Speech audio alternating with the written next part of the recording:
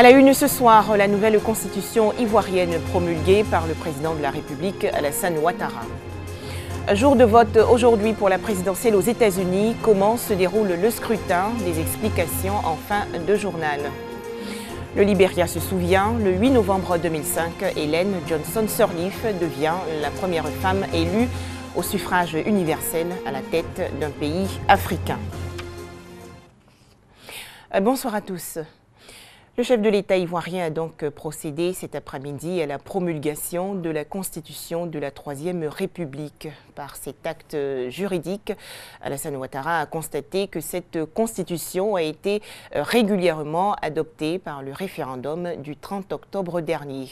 Rappelons que le oui a obtenu 93,42% des suffrages avec un taux de participation de 42,42%. Et nous allons maintenant écouter le président de la République. Alassane Ouattara exprime sa fierté et sa gratitude à ses compatriotes ivoiriens. C'est avec beaucoup d'émotion que je viens de procéder à la signature du texte de la Constitution qui donne naissance à la Troisième République de notre pays. Le peuple ivoirien s'est exprimé partout, à l'intérieur comme à l'extérieur du pays, avec une écrasante majorité de 93,42% des suffrages exprimés en faveur du oui et un taux de participation de 42,42%. La voix des urnes a parlé. Vive la Troisième République, vive la Côte d'Ivoire. Que Dieu bénisse notre cher pays. En image, le procès de l'ex-première dame de Côte d'Ivoire, Simone Ehifé Gbagbo. La procédure bloquée depuis plus de 10 jours va reprendre demain, mercredi 9 novembre, au palais de justice dans la commune du Plateau. Le tribunal, la défense et la partie civile se sont accordés sur un calendrier d'audition des témoins de l'accusé. Dans l'actualité nationale également, le bilan 2015 du projet d'appui à la production agricole et à la commercialisation zone des savanes. Le Propacom se déroule bien et contribue à la réduction de la pauvreté en milieu rural. Les initiateurs du projet, réunis récemment à Ferkessédougou dans le nord du pays, ont également validé le programme 2017-2018. Les précisions de Chantal Akandan. Le projet d'appui à la production agricole et à la commercialisation, Propacom de la zone des savanes, a fait le point du travail abattu. Entre 2015 et 2016, le bilan est jugé satisfaisant. De nombreuses réalisations ont vu le jour pour améliorer les conditions de travail des producteurs de cette zone. Hier, nous faisions des dépôts-ventes, c'est-à-dire quand le paysan récolte son riz, il vient le dépose à l'usine en attendant au moins un mois pour que l'usine puisse transformer, vendre et lui donner son produit. Mais aujourd'hui, le Propacom nous a appuyé à travers l'État d'un capital de 10 millions pour nous permettre d'acheter le surplus à nos paysans. Dans la culture du maïs, on a senti la sécurisation alimentaire. On nous donne la semence, on nous donne les engrais et que nous-mêmes, quand on finit de cultiver, on se rembourse entre nous et l'année prochaine, on achète encore les engrais pour donner aux producteurs. Les producteurs ont dit leur joie de voir leurs attentes prises en compte dans le budget 2017-2018. Ils ont salué l'appui du gouvernement pour leur autonomisation. Déjà, sur certains sites de maraîchers, les femmes se remettent au travail afin de produire en quantité pour alimenter les marchés. Le Propacom est un projet de lutte contre la pauvreté en milieu rural.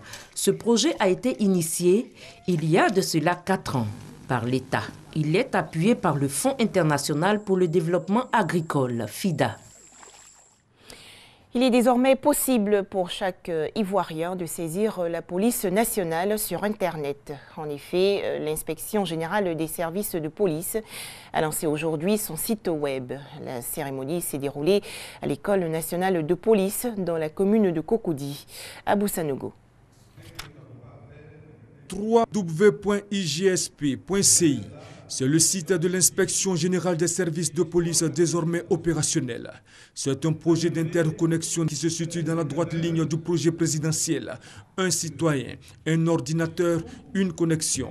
Il se veut également interactif et propose surtout d'offrir une plateforme d'échange aussi bien avec la population qu'avec les acteurs de la police nationale. Le policier sachant que quel que soit le lieu où il va être et qu'il va poser un acte, ce temps sera porté à la connaissance de l'inspection. Nous pensons normalement que chacun de nous devrait bien se comporter. Ce site est d'abord un outil du ministère d'État, ministère de l'Intérieur et de la Sécurité dans sa vocation de construire une police performante et républicaine. Les policiers doivent savoir qu'à partir de maintenant, un citoyen qui a Odjene, qui a Bengourou, peut saisir par le net l'inspection. C'est un outil pour assurer la transparence du fonctionnement des services de police et pour permettre d'appliquer le principe de la redevabilité, parce que chaque policier doit être prêt à assumer les conséquences de ses actes.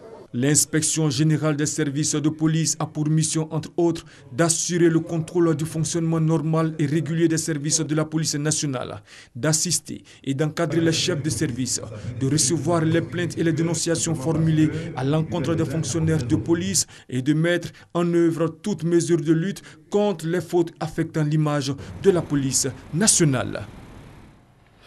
Culture, l'écrivain et journaliste martiniquais Marie-Josée Ali, lauréate du prix Ivoire de la littérature africaine d'expression francophone 2016. Son œuvre intitulée Le Convoi a remporté la Palme d'Or de cette 9e édition. C'est un reportage de Franck Quadio. Le visage illuminé par un sourire, Marie-Josée Ali est le prix Ivoire 2016 de la littérature africaine d'expression francophone. De formation journaliste, la Martiniquaise débute sa carrière d'écrivain en 2009. Une première œuvre, Elle et Elle, puis un roman, Le Convoi, paru en 2016, à l'honneur à ce 9e prix Ivoire. Dans cette œuvre, un tableau allégorique des rapports humains. La plume poétique de l'auteur met en lumière un petit village isolé de l'Amazonie dont la tranquillité sera troublée par un mystérieux convoi traversant la forêt. 400 pages, fruits de l'imaginaire de l'auteur, des éloges des valeurs de l'humanité bien reconnus par le représentant du parrain, le président de l'Assemblée nationale, Soro Guillaume. Incontestablement, le livre est un atout parce qu'il est d'abord un tout. Il contribue substantiellement à l'épanouissement des individus. Il permet d'appréhender les horizons nouveaux. C'est en filigrane le combat permanent de l'écrivain. Un combat qui aboutit à la reconnaissance du mérite. Écrivaines et écrivains, pour nous, la lutte n'est point terminée. Nos plumes ont encore de l'encre pour nourrir nos doigts. C'est à ce prix que la reconnaissance se mérite. Le livre au centre des attentions, il s'agit en fin de compte de redonner à tous le goût des belles lettres, un rôle sacro-saint. Et c'est une occasion de rencontre pour les écrivains, pour les gens de lettres. Notre rôle, c'est justement de mettre à disposition de ces lecteurs-là des livres de qualité, des livres de choix et de primer la littérature africaine, la beauté des textes des auteurs africains. D'autres distinctions à ce 9e prix Ivoire de la littérature. La Camerounaise Kidi Bébé reçoit une mention spéciale, de quoi révéler l'autre talent insoupçonné de la lauréate du soir, Marie-Josée Ali, chanteuse reconnue.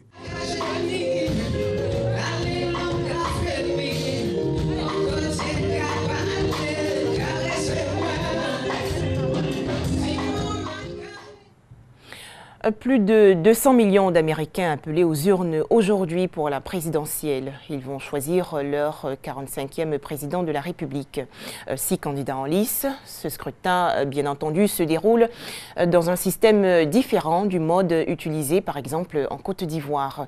Alors, comment se déroule cette élection? Les explications de Ami Koulibaly. Pour remporter l'élection présidentielle américaine, le candidat doit arriver au chiffre magique de 270 grands électeurs.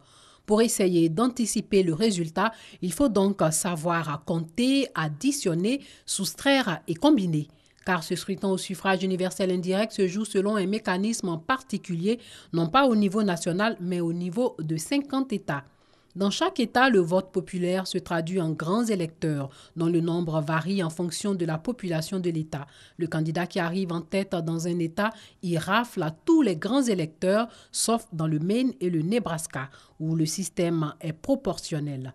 Remporter la Californie, par exemple, assure au candidat 55 grands électeurs pour 38,8 millions d'habitants. Gagner le Montana, qui a 1 million d'habitants, lui assure 3 grands électeurs. Au total, 538 grands électeurs sont en jeu, un chiffre correspondant au nombre d'élus au Congrès.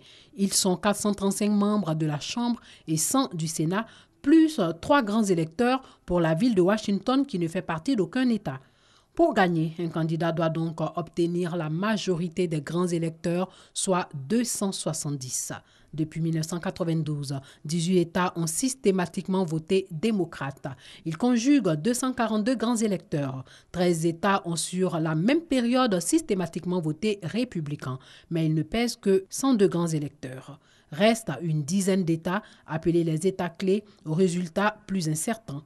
Plus le nombre de grands électeurs y est important, plus ces États sont déterminants, comme la Floride, avec 29 grands électeurs, l'Ohio, 18, ou la Caroline du Nord, 15.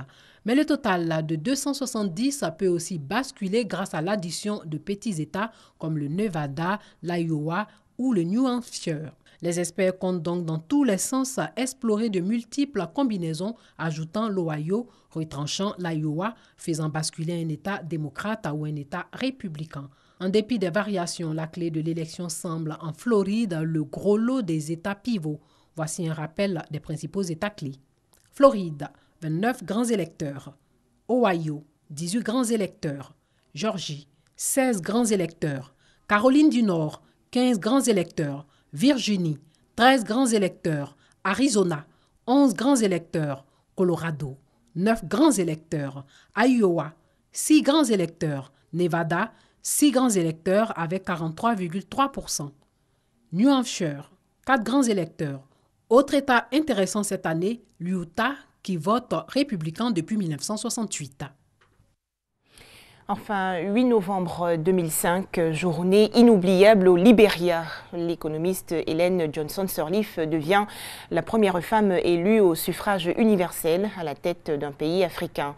Et selon les résultats définitifs, l'ancienne ministre des Finances recueille 59,4% des voix lors du second tour devant son rival, l'ex-footballeur international George Weah, qui a obtenu, lui, 40,6% des suffrages. Franck Quadio. 8 novembre 2005, un fait inédit en Afrique. Ellen Johnson Sirleaf est élue présidente du Libéria. Elle devient la première femme présidente en Afrique. Dès son investiture, elle décide de réformer l'économie de son pays. Économie en lambeaux après des années de troubles. Son objectif est d'attirer les investisseurs. Pour cela, le premier chantier est d'effacer la dette, ce qu'elle obtient en partie. Il y a aussi la lutte contre la corruption pour mieux appliquer les réformes institutionnelles au Libéria, la plus vieille république d'Afrique subsaharienne, fondée en 1922 par des esclaves noirs affranchis venus des États-Unis. Mais l'exercice est difficile. Le pays gangréné par la corruption et autres scandales nés de la déchirure issue des guerres fratricides qui de 1989 à 2003 auront fait quelques 250 000 morts. Dame de fer, Ellen Johnson Sirleaf a été 2 fois mise en prison dans les années 80 sous le règne de Samuel Doe. Elle reçoit à 72 ans le prix Nobel de la paix conjointement avec sa compatriote Leymah Gbowee, et cela en dépit des critiques lui reprochant de ne pas s'impliquer suffisamment en faveur de la réconciliation nationale dans son pays. La réconciliation nationale, un os dans la gorge pour le régime Sirleaf, tant les blessures sont profondes dans son pays qui petit à petit poursuit sa reconstruction. Merci à vous de toujours suivre RTI2.